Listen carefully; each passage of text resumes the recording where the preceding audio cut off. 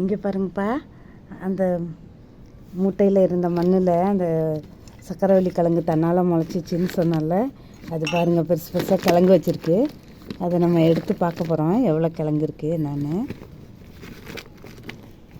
அந்த இங்கே பாருங்க, நல்லா பெரிய பெரிய கிழங்காக்கு இருக்கு.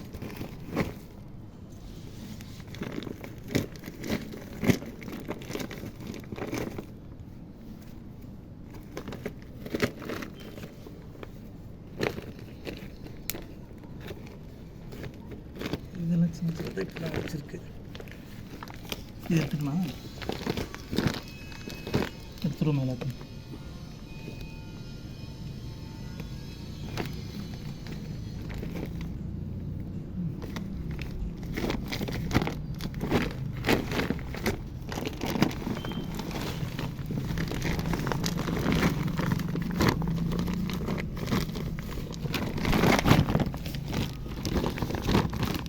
இங்கே வரும் அதோட வேர்லேருந்து எப்படி கிழங்கு வச்சுருக்குங்க.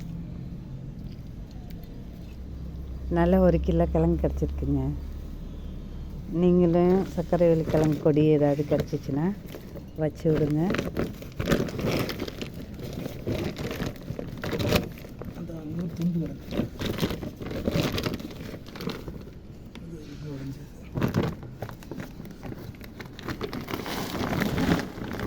மண்ணை ஃபுல்லாகவே கீழே கொட்டிடுவோம். கொட்டிட்டு அப்புறம் திருப்பி அள்ளி வச்சு எரு மண் தானே இன்னும் இருந்தால் தெரியாது.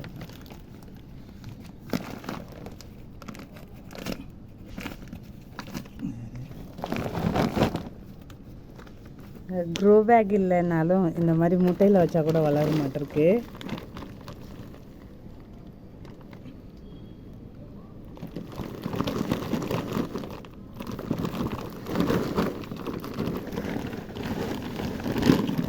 பாருங்க, குட்டி குட்டியாக கிழங்கு வேறு எல்லாம் வச்சுருக்கு.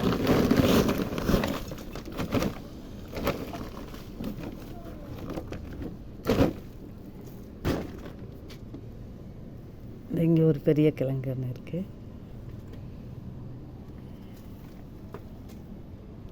இது ஒரு குப்பையும் இல்லைங்க, வீட்டில் கிச்சன் வேஸ்ட்டும் இந்த பாருங்க கடலை தோல் இதெல்லாம் போட்டு வச்சுருந்தேன், வேறு ஒன்றும் இல்லை. இப்போ நம்ம நல்லா மண்ணில் இதை வச்சு வளர வைக்கலாம். இந்த இதெல்லாம் நல்லா வளரும்.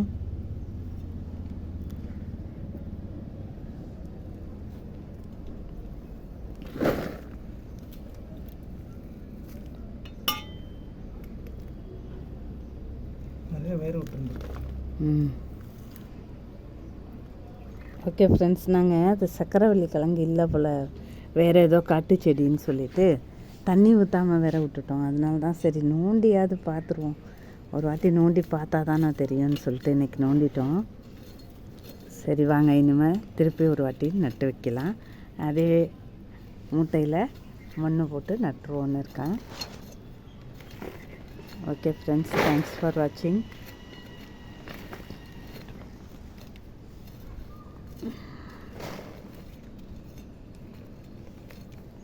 இன்றைக்கி மாடி தோட்டத்து அறுவடை சக்கரவள்ளி கிழங்கு நல்லா 1 கிலோ கிடச்சிருக்குங்க.